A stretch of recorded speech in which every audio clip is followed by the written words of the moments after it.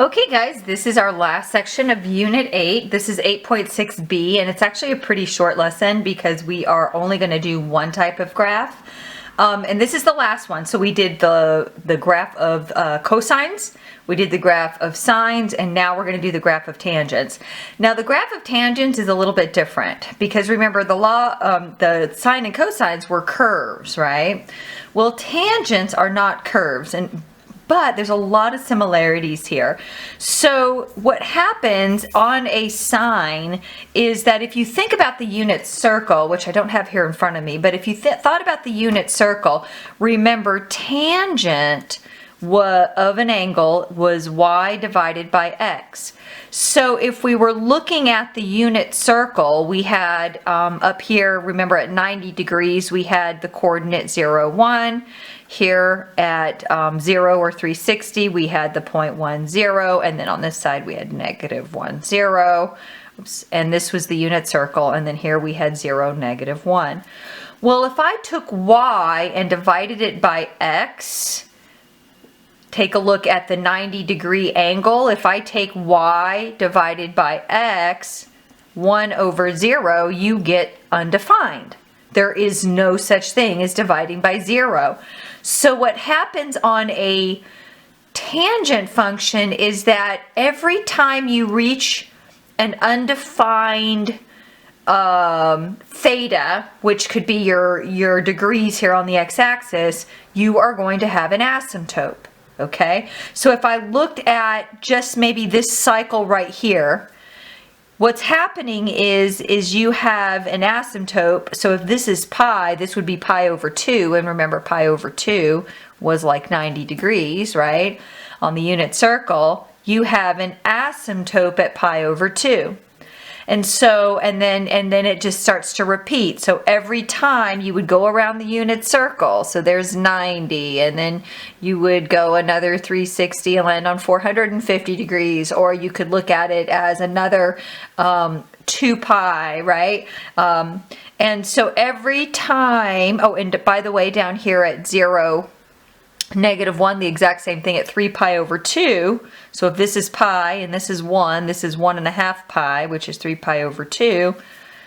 Okay, and what happens is that every increment of going over a full 180 degrees or pi, or you could look at it as what am I thinking here?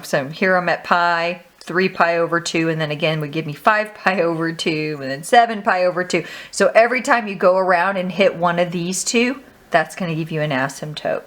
So what does one cycle of a tangent look like?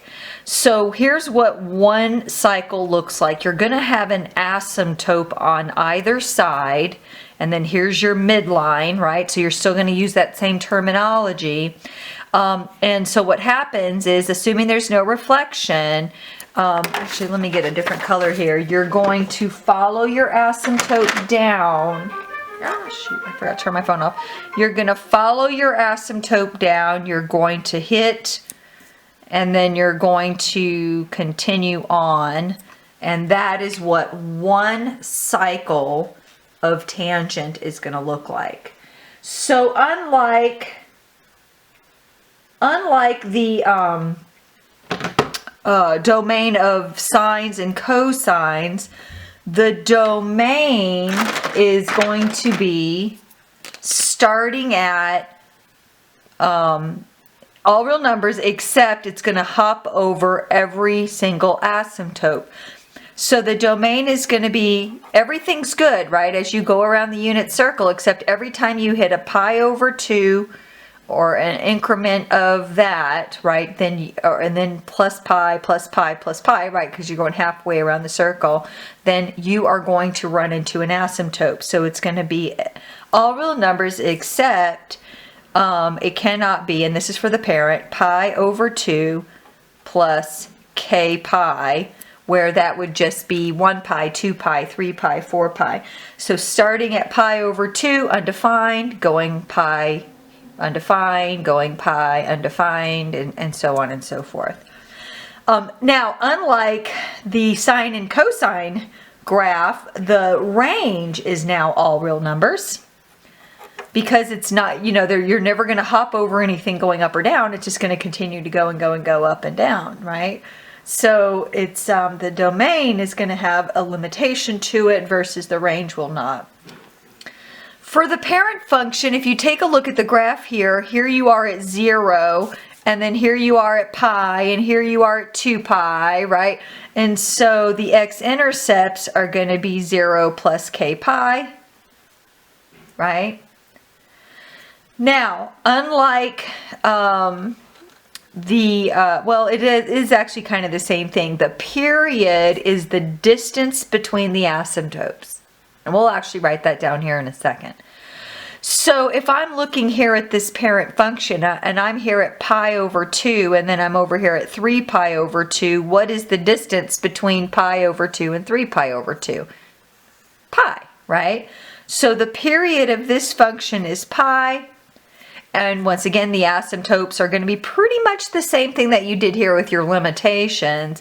They're going to start at pi over 2 plus k pi. Okay? Now that's for a parent function. And so let me give you the formulas, and I'm going to go ahead and do it right here. Let me just make sure you understand. The period is, in this case, is going to be the distance between the asymptotes. So what you're going to do to do these problems is you're going to find your asymptote, right? Once you find your first asymptote, then you're going to find the period, and that tells you where to put the second asymptote. And once you have the second asymptote, you just repeat, repeat, repeat, repeat, repeat. To find the asymptote, and once again, we're looking at this function here, because you can have phase shifts and vertical displacements and all of that kind of stuff. So to find the asymptote of a tangent function, you are going to take pi divided by 2 times b. Okay, so that's going to give you your asymptote. And then to find the period, it's just going to be pi over b. Now, if you remember the difference on sine and cosine, the period was 2 pi over b, right? Well, for tangent, it's just going to be pi over b. Once again, b is the same thing. It's the number in front of x. If there's a phase shift, make sure it's just factored out. If there's no phase shift, you don't need to worry about it. It's just whatever's in front of x. A is no longer going to, there's no such thing as an amplitude on tangent because it's going to keep going up. So what that's going to do is that's going to be wide and narrow. Or it could be a reflection. So for instance, on this graph here, when A is positive, right, then your graph is going to go in the positive direction versus if A is negative, then it's just going to go the opposite way. But you don't have to worry about wide and narrow because your asymptotes will take care of that for you. Okay? So I just have 2 examples of a tangent, and then I will do one on the homework help. So this one is we want to graph y equals negative tan of x over 2. So if I look at what the transformations are going to be here, notice that I do have a negative in front of the word tan. So when I start to draw it, I'm actually going to start on the left and work my way down to the right. And notice that I do have a b, and I know you're thinking, well, wait a minute, b is being multiplied by x. Well, you have to think about it as multiplication. So this is the same thing as saying negative tan. You could think about it as half of x. So b is actually 1/2, okay? So remember, the first thing you're going to do is find your asymptote. That's the first thing you're going to do is find your asymptote. Well, remember the asymptote is pi over 2b. So I'm going to say pi over 2 times 1/2. Well, 2 times 1/2 is just 1, right? And so I just get pi. So as soon as you get your asymptote, which I'll put my first one here, I am going to come over to pi, and I am going to draw an asymptote, okay? Now, before the second asymptote is going to be based on the period. Remember, the period is going to tell you where to put the second asymptote. So notice that the period here is the second thing we're going to find. Remember, was pi over b, so that's going to be pi over 1/2. Well, how do you divide by 1/2, right? So remember, divide by 1/2 is the same thing as multiply by 2. So pi times 2 over 1 is going to give you 2 pi. Now, let me rephrase what I said a second ago. I said period tells you where to put your next asymptote. It doesn't mean you're putting it at 2 pi. It means you're going 2 pi distance away from this asymptote. Let me say that again. You're going to go the length of 2 pi to the next asymptote. So if I'm starting here at 1 pi and I want to go over 2 pi units, I'm actually going to land at 3 pi, right? Or we could actually go this way. It doesn't matter which way. Since I don't have a graph over there, I'm going to go to this side. So 2 pi units. So there's 1 pi. There's 2 pi. There's your second asymptote. So the distance between your asymptotes is the length of 2 pi. I don't want you to, get 2 pi and go, I'll just have another asymptote at 2 pi. It's the distance. Now, once you have your asymptotes, you're pretty much done. You're going to go right to the middle of the asymptotes, which in this case is 0. Actually, I'll switch colors here. You're going to go to 0, and typically you would draw down, but remember the negative means that it's reflected. So you're going to go follow it this way. And there is one cycle of your tangent function. How would I keep going? I would just keep going over. I'd go another 2 pi. Draw your tan function. Go another 2 pi. Go another 2 pi, right? So the period we already found, I'll have to write it on this side over here, is 2 pi. The asymptotes are going to start at pi and then at negative pi, right? And then at the next one over here would have been at 3 pi. 5 pi is add 2 pi, add 2 pi, add 2 pi, right? So you could just say plus add 2k, 2 pi k, meaning, you're going to keep doubling. The x-intercept is going to start at 0, and then where would the next one be, right? So if I go over here to 3 pi, the next one would be right here. In the middle of that, between 1 pi and 3 pi is 2 pi, right? Or on this side. So we would say, what did I say? The x-intercepts would be 2 pi, and then it would be at 4 pi, and it would, once again, it would be over 2 pi k from those. And keep going. Okay. The domain would be all real numbers except for any increments of pi plus 2 pi k. And the range would be all real numbers if I asked you that. I have just one more example, and then I will do one of these off the homework. So this one is asking you to graph 2 tan 4x, and notice that the number in front is a 2, but remember I said don't worry about that. Don't worry about the 2 in front of the word tan, because when you draw your asymptotes, that'll take care of it. So remember, b is the coefficient of x. There is no phase shift, so b is just 4, so we're going to first find your asymptote. Remember, that's the first thing you're going to do is find your asymptote, and remember the asymptote is pi over 2b, so it's going to be pi over 2 times 4, or pi over 8.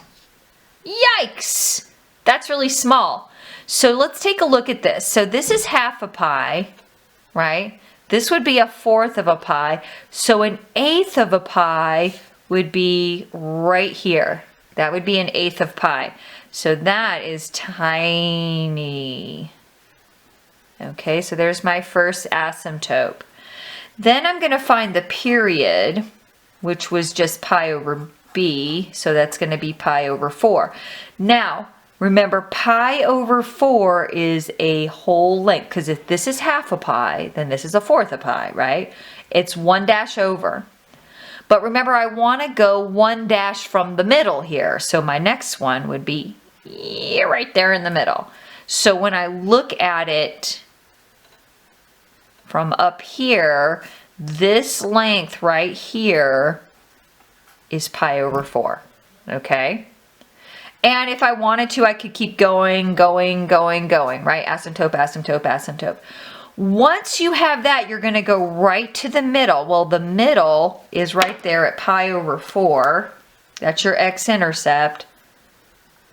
And notice there's no negative, right? So it's just going to be a really, really, really thin tangent graph.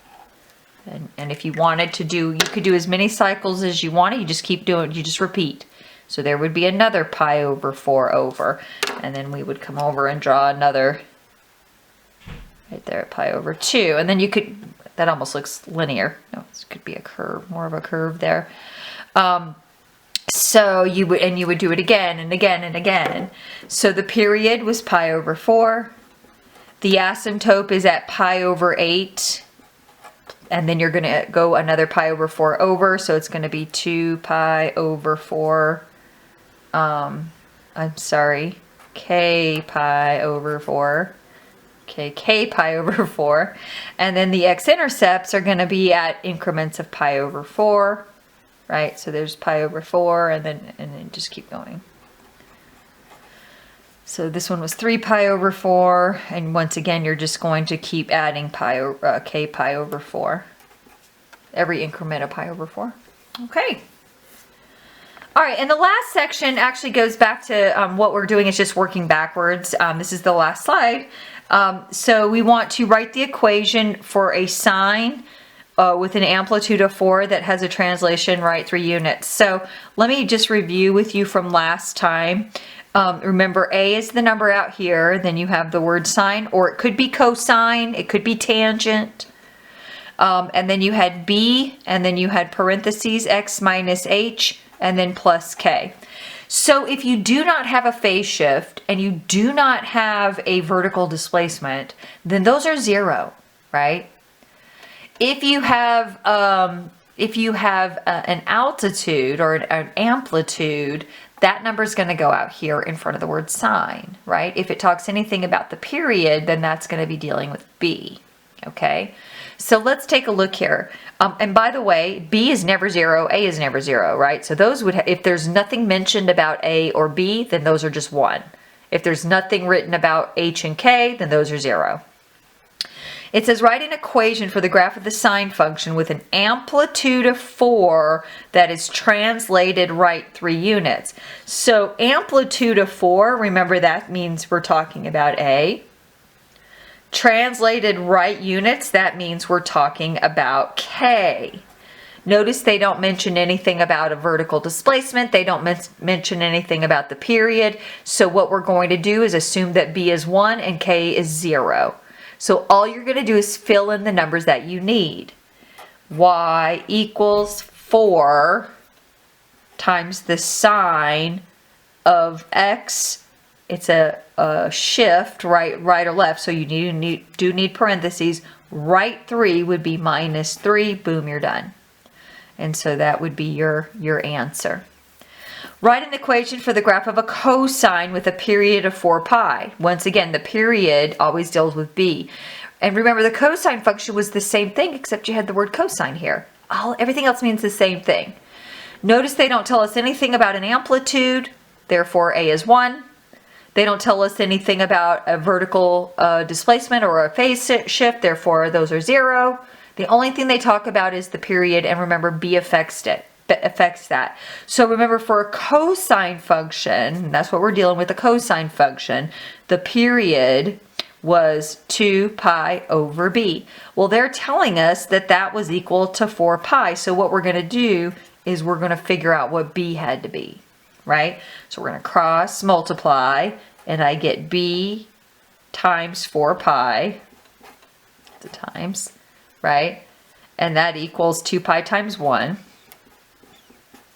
I'm solving for b, so I'm going to divide by 4 pi. So I get b is equal to 2 pi over 4 pi. So the pi's are going to cancel. 2 over 4 is 1/2. Right?